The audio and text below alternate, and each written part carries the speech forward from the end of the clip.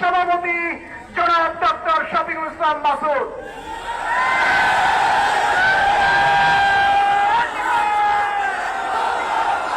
সংগ্রামী ভাই এবং বন্ধুগণ, আপনারা লক্ষ্য করছেন আমাদের প্রোগ্রামের সম্মানিত প্রধান অতিথি জননেতা জনাব মাওলানা রফিকুল ইসলাম খান এসেছেন।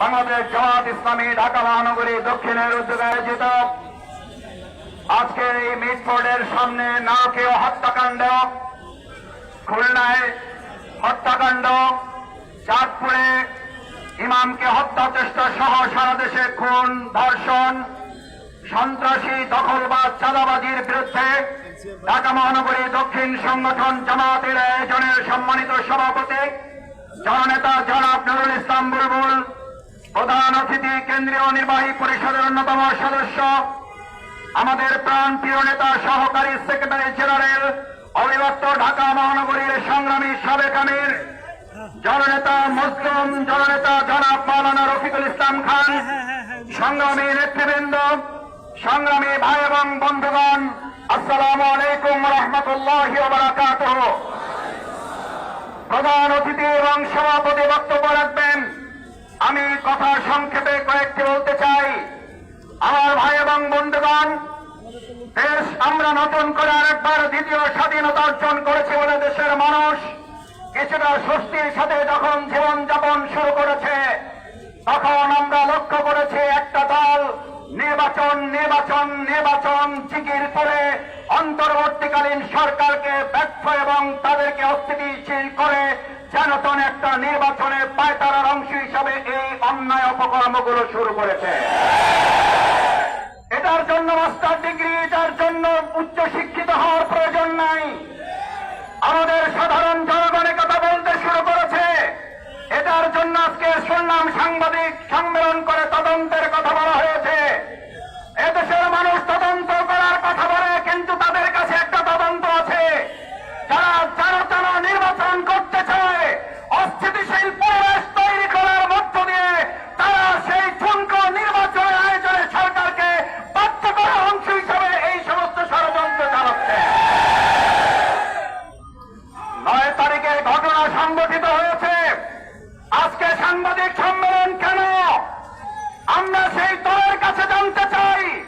9 তারিখে আপনার নেতা কর্মী হত্যা হয়েছে, আপনার তো সেদিন সাংবাদিক সম্মেলন করে জনগণের কাছে আপনার ঘটনা উপস্থাপন করার কথা ছিল।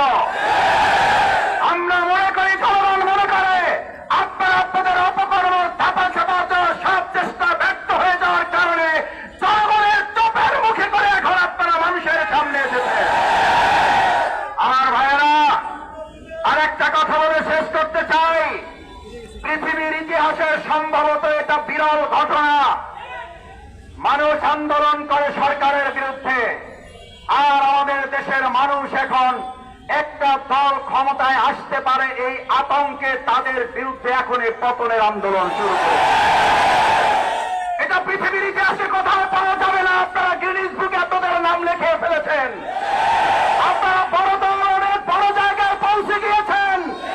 আপনারা ক্ষমতায় যাবেন যাবেন না, তার আগেই জনগণ আপনাদের পতনের জন্য রাস্তায় নেমে গতকাল রাতে গোটা দেশ বিক্ষোভে পরিণত করে। আমরা জুলাই আগস্টে যে স্লোগান শুনেছি, গত রাতে বিশ্ববিদ্যালয়, স্কুল, কলেজগুলোতে সেই স্লোগান শুনেছি। তার মানে আপনাদের প্রধান থেকে এখন জয় বাংলা স্লোগান হয়।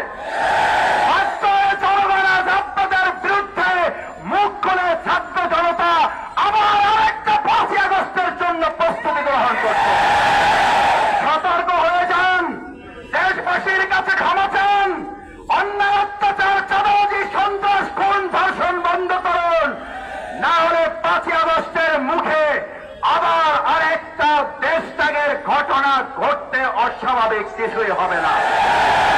আসুন সম্মানিত ভাই এবং বন্ধুগণ, বাংলাদেশ জামাত ইসলামীর সেই আন্দোলন সংগ্রামের মধ্য দিয়ে একবাদ সুষ্ঠু নিরপেক্ষ অংশগ্রহণমূলক নির্বাচনের জন্য আমরা জনগণের পাশে থেকে এগিয়ে যাই, সেই প্রত্যাশা ব্যক্ত করে আমার কথা শেষ করছি।